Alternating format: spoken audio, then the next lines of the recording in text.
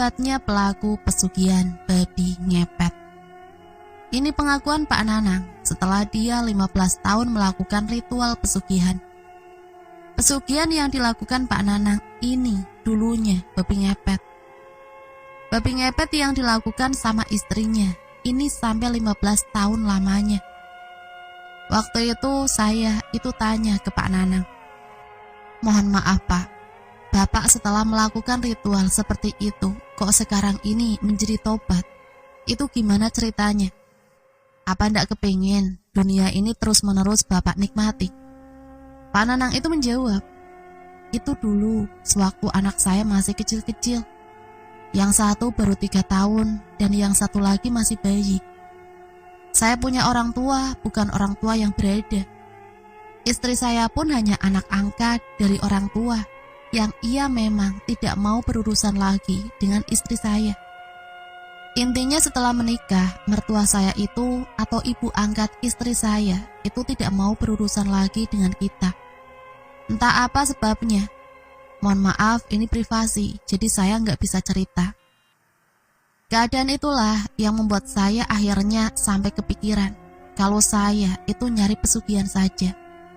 Waktu itu saya nganggur, kerja serabutan pun susah. Banyak orang yang mencibir dengan pekerjaan saya. Ya mungkin saya memang bukan ahlinya. Saya bukan kuli bangunan, saya bukan kuli proyek, saya bukan tukang sawah, dan saya mengakui saya itu memang bukan orang yang bisa. Pendidikan saya terbatas, saya mengakui saya lulus SD pun tidak. Bagaimana mungkin saya mendapatkan pekerjaan yang layak seperti orang lain, di pabrik atau apapun itu. Saya mengaku saya bukan orang yang bisa seperti mereka. Istri saya itu ya nasibnya sama seperti saya. Dia juga diangkat oleh orang tuanya. Sekolah pun tidak. Mungkin sudah nasib saya dan istri saya. Bodoh bertemu bodoh. Ini kenyataan yang saya alami. Anak-anak saya masih kecil.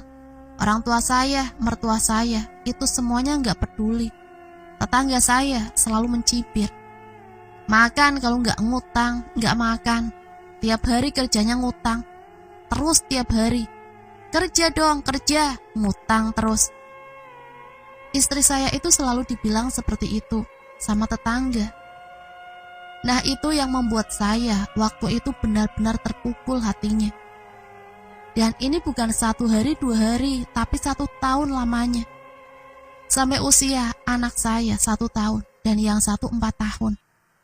Di posisi yang paling bawah, dia terjebak dengan rentenir.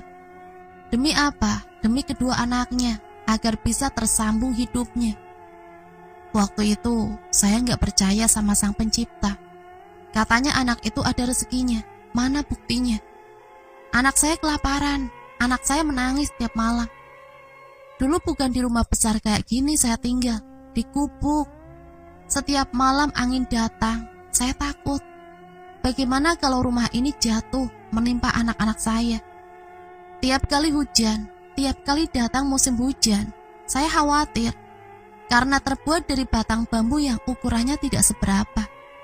Itu keadaan saya dulu.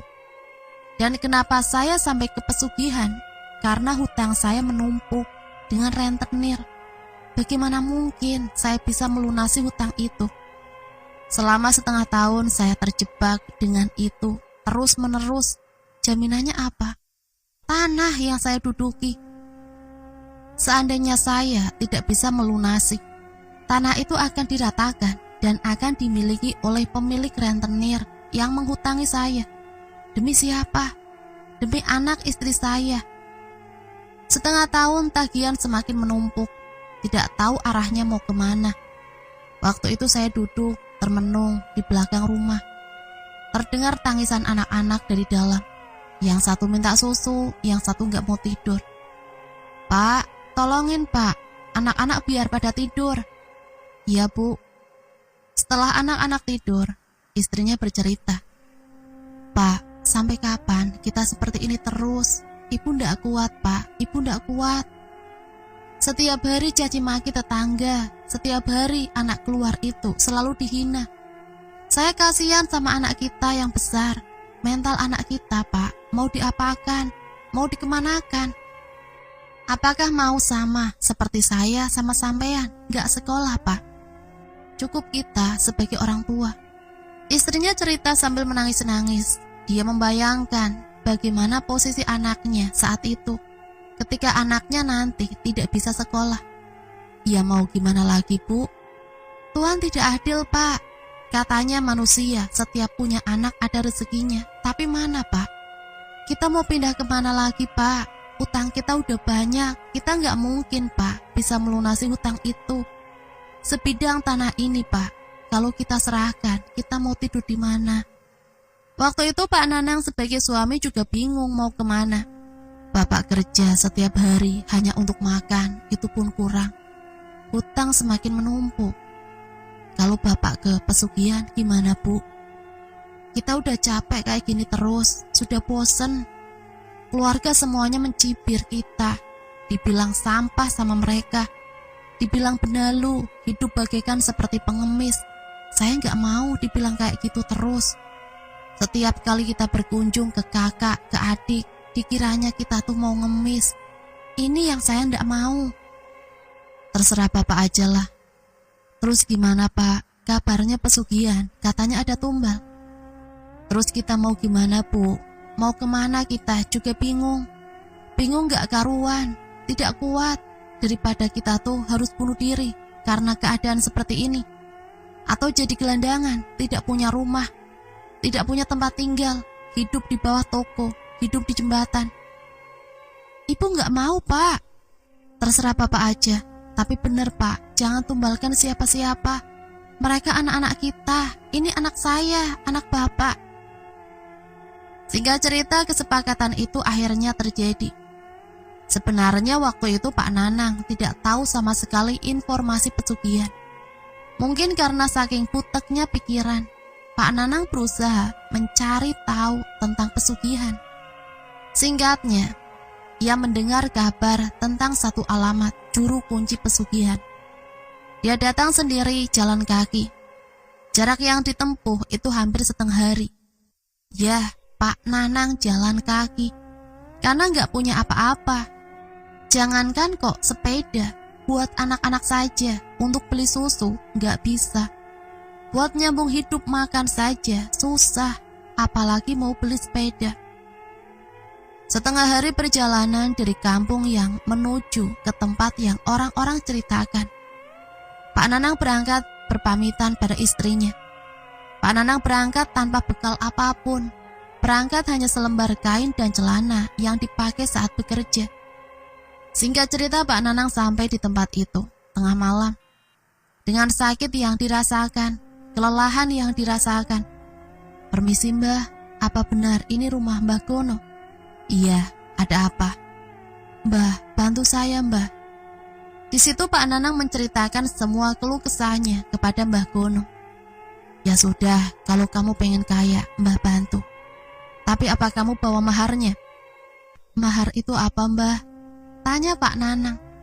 Karena memang Pak Nanang tidak tahu menahu soal pesugihan. Mahar itu sebagai ganti dari ritual kamu. Saya tidak punya apa-apa, Mbah. Saya kesini hanya bawa baju sama celana ini aja.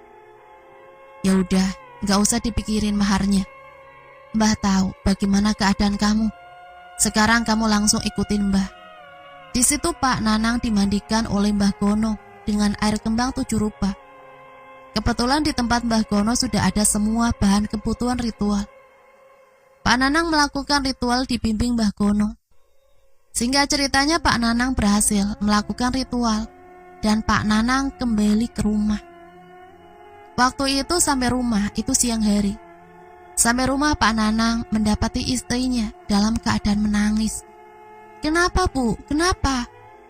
Pak, anak-anak belum makan.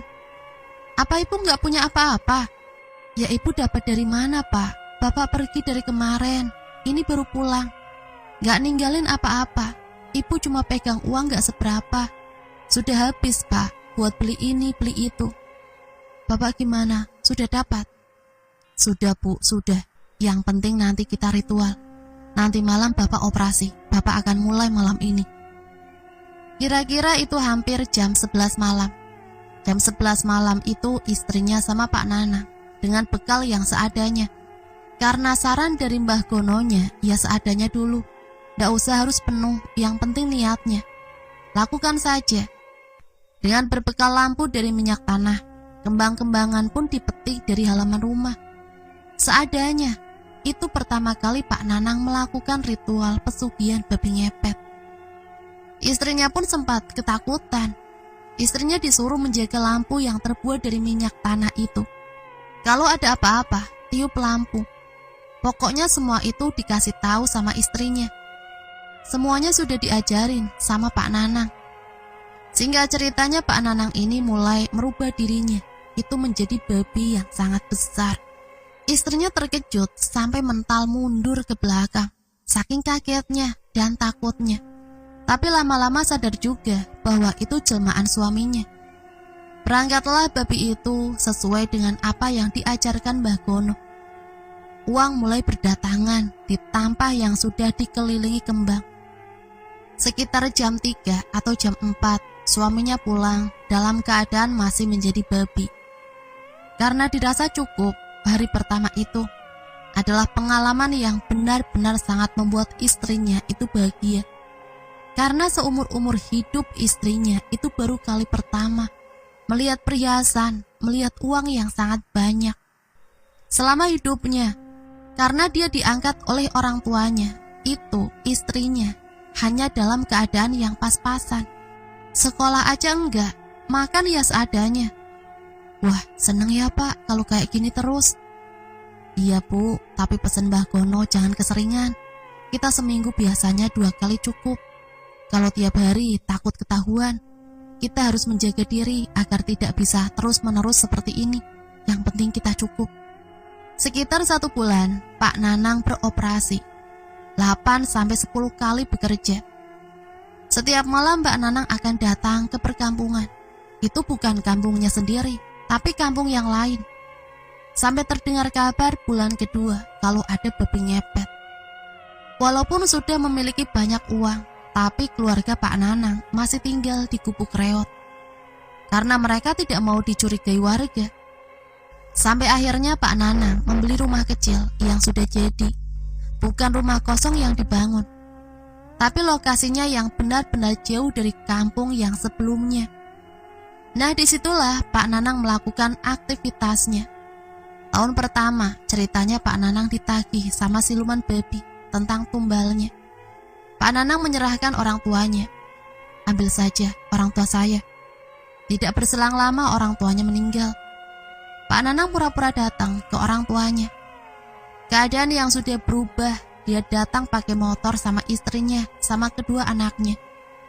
Tetangga Pak Nanang melihat Pak Nanang dengan tampilan yang berbeda, itu sempat terkejut. Dapat dari mana? Sempat menjadi gosip di lingkungan tempat orang tuanya tinggal, kalau Pak Nanang itu melakukan pesugihan. Ya karena apa? Karena dalam waktu 1 tahun saja, Pak Nanang bisa membeli rumah, motor baru, tapi tidak diketahui pekerjaannya apa.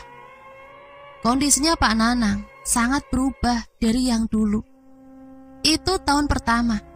Tahun kedua dan seterusnya, seluruh keluarga antara keluarganya Pak Nanang sampai keluarga istrinya itu menjadi korban untuk pesugihan yang dilakukan Pak Nanang.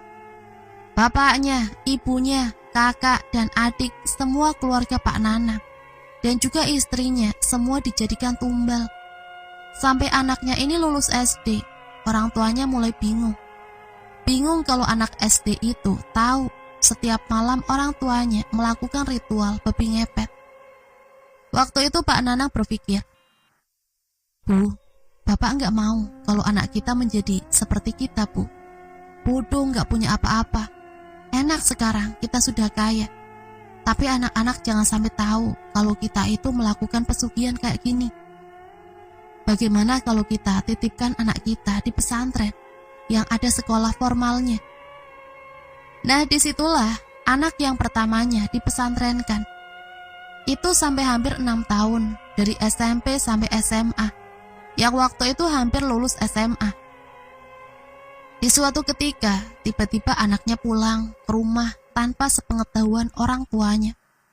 Dia pulang ke rumah tanpa sepengetahuan kedua orang tuanya.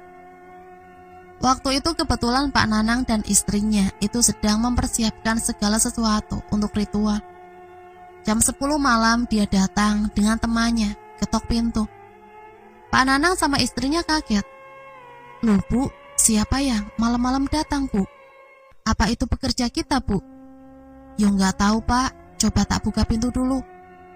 Ketika pintu yang dikunci itu dibuka, ternyata yang datang itu 2 orang.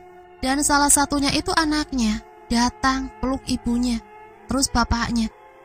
Setelah berpelukan, kemudian anaknya ini sungkem. Saat sungkem inilah, anaknya itu mencium Bu kemenyan. Ya, kemenyan. Karena Pak Nanang ini memang sedang mempersiapkan segala sesuatu untuk ritual. Dan salah satunya ya kemenyan itu.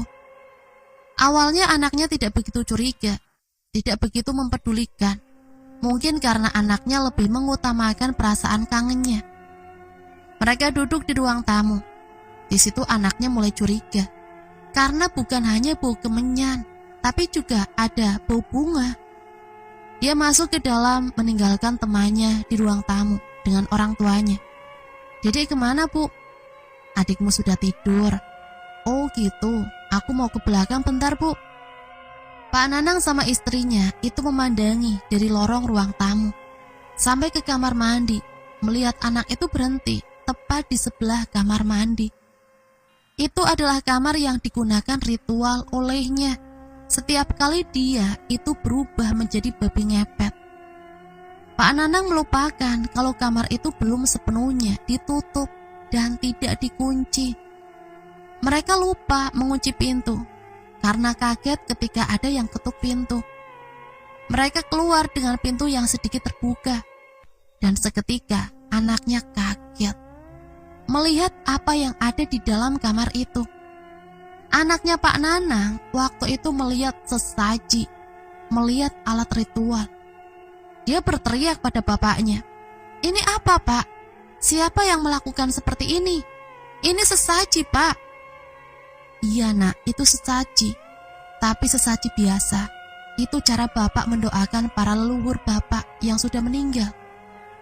"Nggak gitu Pak, bukan begitu caranya. Tapi dibacakan doa, bukan malah pakai sesaji. Itu musyrik Pak." Di situ sesaji diacak-acak, ditendang sama anaknya. Pak Nanang dan istrinya hanya diam, tak bisa berbuat apa-apa. Setelah itu anaknya masuk ke kamar mandi untuk berwudu. Setelah keluar dari kamar mandi, anaknya melihat babi di dekat bapaknya. "Pak, ada babi Pak, itu Pak." "Mana? Nggak ada nak." "Itu Pak, keluar lewat pintu." Keesokan harinya, waktu itu pagi-pagi, ketika kakaknya ingin membangunkan adiknya untuk sholat subuh. "Dek, bangun, Dek, bangun." Seketika kakaknya menjerit. Adiknya bukannya bangun, tapi matanya melotot seperti orang yang dicekik. "Pak, Bu, adik kenapa Bu?" Dan ketika orang tuanya datang ke kamarnya, anaknya yang kedua itu telah meninggal dunia. Akibat tidak jadi melakukan ritual semalam, Pak Nanang bermimpi. Dalam mimpinya, dia didatangi Raja Babi yang dia temui pertama kali Pak Nanang melakukan ritual. "Kamu sudah menghancurkan apa yang sudah kamu lakukan selama ini. Kamu akan mendapat balasannya." Ternyata balasan tersebut itu adalah anaknya sendiri. Kalau anaknya itu menjadi tumbal dari kelakuan kakak pertamanya yang sudah mengacak-ngacak alat ritual. Setelah kejadian itu anaknya itu meninggal dunia. Anaknya dimakamkan, didoakan, dan teman-teman dari kakaknya di pesantren pun semua pada datang. Sengaja datang untuk mendoakan adiknya, anaknya Pak Nanang, selama 7 hari 7 malam. Salah satunya Pak Kiai dari pesantren itu. Di situ Pak Kiai merasa ada yang ganjil. Kalau ternyata meninggalnya anaknya Pak Nanang itu disebabkan oleh siluman babi. Dia tidak rela kalau sesaji yang digunakan untuk ritual diacak-acak oleh anaknya. Dan itu berakibat pada adiknya sendiri, anaknya Pak Nanang yang paling kecil. Setelah melihat kejanggalan itu, Pak Kiai mengatakan pada keluarga Pak Nanang. Di situ Pak Nanang mengakui kalau ternyata Pak Nanang itu melakukan pesugihan babi ngepet sudah bertahun-tahun. Mereka dijelaskan sama Pak Kiai, dinasehati. Mereka menangis, menangisi kematian anaknya, dan menangis karena penyesalan. Terus saya harus bagaimana Pak Kiai? Kalau kamu masih melakukan seperti ini, jangan harap dunia ini akan dapat kau nikmati selamanya. Yang ada kamu akan dapat kesengsaraan. Iya Pak Kiai, saya ingin tobat Pak Kiai. Singkat cerita mereka, Pak Nanang dan istrinya melakukan sholat tobat dibimbing Pak Kiai. Tapi saat melepaskan perjanjian dengan iblis, yaitu Raja Siluman Babi, istrinya yang sudah melakukan tobat, tidak berselang lama istrinya meninggal dunia. Sebelum 40 hari duka itu datang kembali, istri dan anak meninggal dunia. Pak Nanang saat itu semakin yakin kalau Pak Nanang ingin melepaskan jerat yang sudah membuatnya terjerumus ke lembah kesesatan. Orang terdekat semua sudah meninggal dunia. Orang tua istrinya, istri dan anaknya pun meninggal dunia. Saat itu tinggal Pak Nanang dan anaknya yang paling besar yang masih ada. Rasa syukur alhamdulillah Pak Nanang masih diberikan perlindungan sama Allah Subhanahu wa Ta'ala. Atas bantuan anaknya, siluman babi itu tidak bisa menyerang dirinya. Tapi yang dialami setelah kehidupan dia melakukan taubat, semua usaha yang dilakukan bertahun-tahun, semuanya itu seperti hilang seketika. Usahanya itu mulai satu persatu bangkrut. Tapi Pak Nanang lebih ikhlas dan rela hidup sederhana, hidup dalam keadaan tidak punya apa-apa, daripada hidup dengan kekayaan yang membuat dirinya semakin terjerumus ke dalam lembah kesesatan. Bersyukur istrinya yang meninggal dalam keadaan husnul khotimah. Sudah taubat, walaupun secara hati yang paling dalam dia belum mengikhlaskan. Tapi apa daya, semua sudah kehendak Sang Pencipta. Sekarang anaknya sudah bekerja, bisa membuat perekonomian keduanya ini bisa membaik lagi. Semua aset-asetnya yang dulu pernah dia dapatkan dari usaha babi ngepet semuanya sirna. Karena apa? Karena dibalik kemegahan yang didapatkan dari pesugihan, ternyata itu tidak semuanya gratis. Tidak semuanya itu bisa dinikmati. Setelah Pak Nanang tobat, semua itu diambil oleh Raja Siluman Babi. Dengan cara apapun, iblis itu mengambil. Entah itu karyawan yang tidak betah, entah itu karyawan yang menipu dirinya. Semua itu Pak Nanang ikhlas, dia rela. Harta yang dia dapatkan diambil. Karena itu yang terbaik untuknya, yang paling utama untuk anaknya. Rasa syukur alhamdulillah dia masih diberi kenikmatan hidup dalam bentuk orang yang lebih istiqomah, orang yang lebih bertakwa, orang yang selalu ingat akan Sang Pencipta. Walaupun dulu dia sadar dia tidak percaya dengan Allah, dia tidak percaya dengan Tuhan, keadilan tidak ada. Tapi semenjak anaknya meninggal, disusul oleh istrinya, dan seluruh keluarganya sudah meninggal, dia baru menyadari bahwa iblis hanya akan memanfaatkan setiap manusia yang hati dan pikirannya itu buta dan kotor. Semoga kisah ini menjadi pelajaran untuk kita, agar kita dijauhkan dari pelaku-pelaku sesat, seperti kisahnya Pak Nanang ini. Semoga apa yang saya sampaikan bisa menjadi manfaat. Sampai di sini Mimin pamit undur diri. Mohon maaf apabila banyak salah kata. Sampai berjumpa kembali di video selanjutnya. Akhirul kalam, wassalamualaikum warahmatullahi wabarakatuh.